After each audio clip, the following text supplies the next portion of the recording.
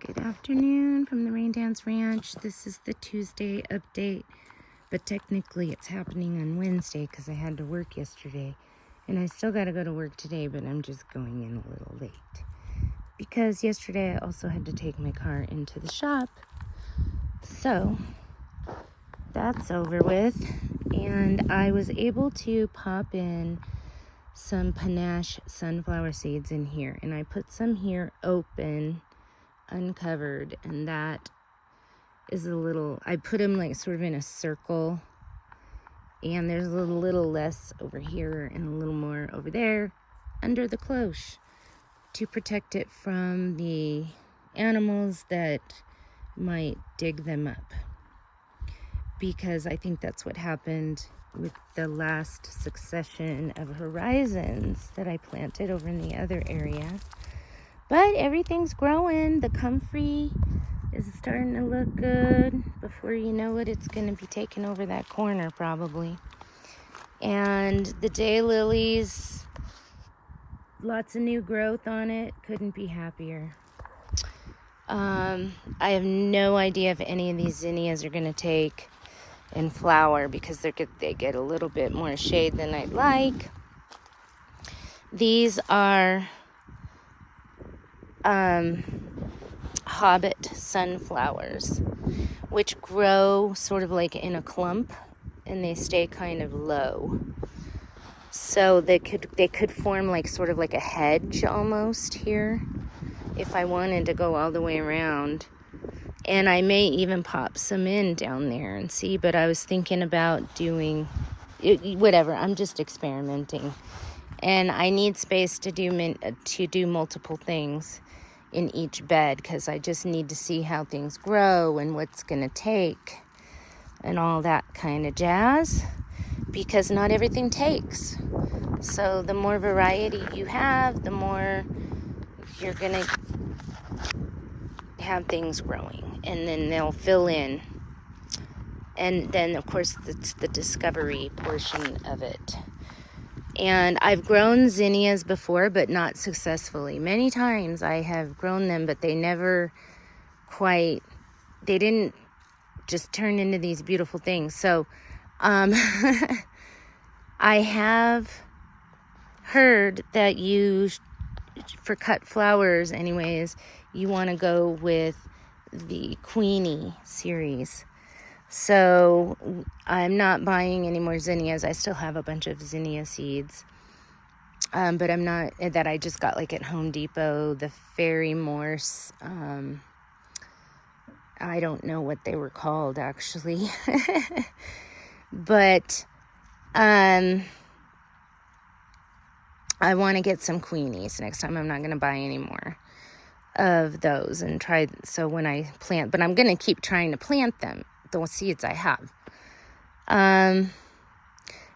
One of the seeds that I planted in here that didn't come up is echinacea, which I planted in that corner. No sign of echinacea.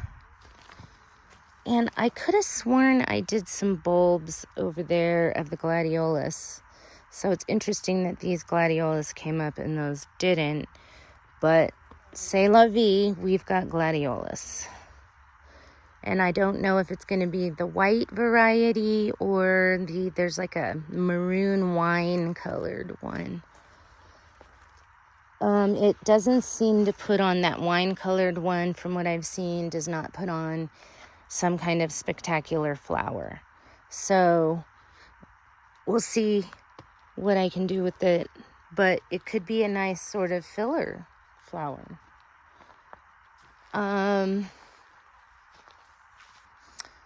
These pots are looking pretty good. I underwatered them for when I first got them because they were super dry. And I've just been watering them every day. I think there's been a few days where I skipped here and there. But yeah, I don't even know what these white ones are. I haven't looked them up yet. But they have like a purple tinge. These right here. And I don't know what these are either. And this one does have the amazing looking petunias, but it's just not blooming, so I got to give it some attention. But this one probably looks the best. But I mean, come on, there ain't nothing to really hate about that. I mean, sure, it could be groomed, but there could be something in the corner, but it looks great. I love it. And I really need to repot this guy. This is my crown of thorns. Not much got done. I didn't get the tumbleweeds, nothing. All I've been doing is watering because all I've been also doing is working. These petunias are the proven winner Bordeaux's, and they're just not happy. And I think they're just not getting enough water. So I watered this one a little extra. And even though I'm running late for work, I think I'm going to give it a little more water. And this one I'm going to leave alone because it doesn't look as bad. I don't know, maybe I'll give that one a little more water too. But look at the baby's breath. And the Mexican poppy. And, dun dun dun dun, the sunflowers are starting to bloom. So tomorrow, I want to make a flower arrangement with that sunflower, which could have been cut yesterday.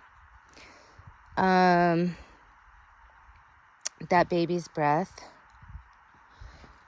And some of this bolting cilantro. And whatever else I can find. I just have to start making bouquets. Oh, and I want to use these. Look at those purple sensations. Are they not cool or what? I'll probably clean them up just a little bit. But I am digging the purple sensations.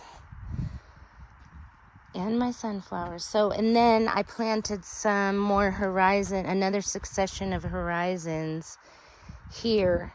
And so originally, about 2 weeks ago, I planted a row of Horizon Pro Cut sunflowers here. And the plan was to every week plant new sunflowers. Well, it's more like 2 weeks. It may have to be more than every 2 weeks. It may have to be every 2 weeks. And I'm fine with that. It's better than nothing. But if I can make myself do it every 2 weeks, hey, that tells me something. So anyways, I just want to get a feel for how everything grows and what is going to need to be done during the different seasons. Because these horizons were planted, I guess you would call it late winter, early spring. And I'm going to try to plant those the beginning of March. Next year, I'm going to do winter sowing. And you know what? While I'm at it, I might even do February. But I don't want to. I just think March should be good for this year. Because I still have a lot of experimentation to do. And I really don't have a lot of growing space ready. Like I've had this ready for a while. The coleus. That was looking pretty sad when I got it, but there was still a lot of good on it. And I cut all the ugly off, and it's just happy over there. And the chives are doing good. Or, I'm sorry. Yeah, well, they are chives. They're garlic chives. So they're going to get the white flowers, and they'll look good with these white alliums. Okay, so something came along and ate them, and they didn't get good germination. I did get some pop up, and some are late poppers. But it's been 2 weeks, and so I just said, okay, whatever hasn't come up yet, I'm not going to wait for it. And I just, because I have limited space and limited protection, I thought I'm going to do another succession right here, and I'll do little sort of round bundles of the flower. So the succession is going to kind of be all mixed in. So when I cut one off, there's going to be 2 more coming later, kind of a thing. Which, I think this is kind of a cool method because these cloches are like the dollar store garbage cans, and I am going to buy more of those. I'm actually really liking working with those. You got a lot of flexibility. They can get blown over in a wind, but they hold up as well. But, sometimes there's just that one wind, that one day, and it'll get knocked over. And then you got to be careful because sometimes I'll inadvertently lean on the top of them, and they'll easily buckle. But you can fasten them in the ground with some kind of pins, or I have some wire that I used and it worked really well. But yeah, I don't know how much the garden has really grown. It looks like it's more like diminishing.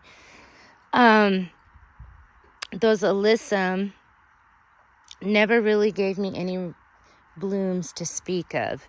But we'll keep them going, maybe in the fall. The kale is looking like it's just working like a good old cover crop for me. So we're just going to keep that going. As long as it wants to keep living, we'll keep on watering it. The yarrow, I still don't know. I'm going to try to thin that eventually. But I'm going to let it ride for now. Still haven't seen any of the blooms on the shingiku. This has been dry and hot over here because I've been working and I normally water the heck out of stuff. But it's holding up, and I'm just going to try to keep those alive because essentially this is cover crop. And more stuff needs to get planted in here. I had tried to plant cantaloupe, but I think something ate the cantaloupe. But maybe it'll still come up. I don't know. That could be cantaloupe right there. This, because I think that's where I planted one. But I don't know. It might actually be one of the black-eyed peas. This thing is starting to flower. The flowers don't look like anything to speak of. And maybe in the morning I need to catch it. But it's making little peas. So that's kind of not good. But it's good to know what they do. I'm just happy. There's a flower. It's good to know what these winter peas do. And maybe if I plant them in late fall, they'll get bigger and actually grow all the way up this tree. Because how cool would that be? To just use this tree as a trellis or a, plant support. You could probably do tomatoes around it. That was another one of my ideas, but I just didn't go with that. So I'm going to try to keep this tree going like this. Come on, Shungiku. Maybe you're going to be the bloomer. You can't see. Right there. Maybe he'll bloom tomorrow. And so these peas are looking pretty sad too. And I cut them back a little bit before. And so I think it's ready I should terminate these. And then I'm just going to compost them. So this is the garden, the update. Nothing exciting. Not too much to talk about. Except for probably the thing I'm the most excited about is that we got sunflowers blooming. And those cloches are definitely, I'm really liking working with them. So, okay, Crystal at the Rain Dance Ranch. If anything pops up, I'll do a pop-up video. And then Sunday nights or thereabouts, I'll do a what got done recap and set my goals for the week. And then on Tuesday, we'll see where everything is and do garden walkabouts. Oh, this guy is doing really good too, this geranium. But I want the flowers to be more, I don't know, some of them I could cut them off. But it looks like it's got new ones coming. So I'm really liking this pink, hot pink color of this geranium. Man, $2 for that. So happy. Crystal at the Rain Dance Ranch. When it rains, go out and dance.